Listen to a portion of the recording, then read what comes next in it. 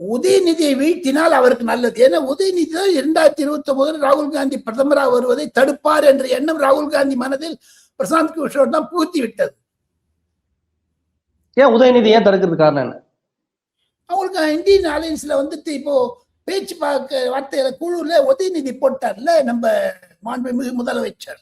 அவர் தான் அடுத்த முதலமைச்சர் மாதிரி சொல்ல ஆரம்பிச்சிட்டாங்களே. திமுகவில் இருக்க மூத்த தலைவர்கள் கூட உதயநிதியைத்தான் பேச்சுவார்த்தைக்கு அனுப்ப வேண்டும். அதனால இந்த திராவிட முன்னேற்ற கழகத்துடைய தோழமை கட்சிகள் ஒதுங்குறாங்க. நான் ஸ்டாலினோடு பேசிட்டாரு.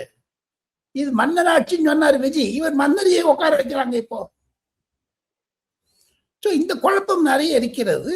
அதை தவிர இப்போ பலிக்கடவானது மாணிக் தாக்கூர், ஜோதிமணி அவங்கெல்லாம் என்ன பண்ணுவாங்க? இப்போ சப்போஸ் அலையன்ஸ் வந்துடுச்சுன்னு வச்சுங்க, இன்னைக்கு ட்வீட் எல்லாம் போடக்கூடாதுன்னு சொல்றாங்களே. எதுக்கா மாணிக் தாக்கூர் எந்த தைரியத்தை போட்டாரு?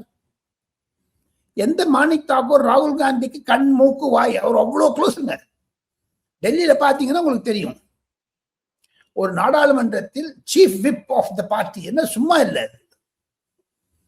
அவரை சஸ்பெண்ட் பண்ணிட்டாங்க. அந்த சஸ்பென்ஸை ரிவோக் பண்ணதுக்கு மார்ச் 9ஆம் தேதி ராகுல் காந்தி லோக்சபா ஸ்பீக்கர் கிட்ட ஒரு வேண்டுகோள் வைக்க போறாரு.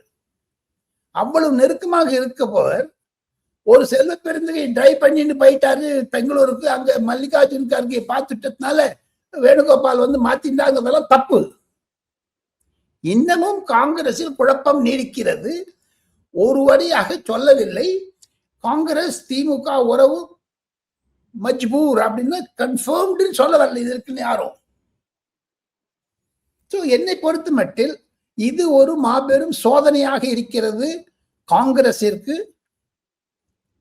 தாவேகாவிற்கு ஒரு வேதனையாக இருக்கிறது.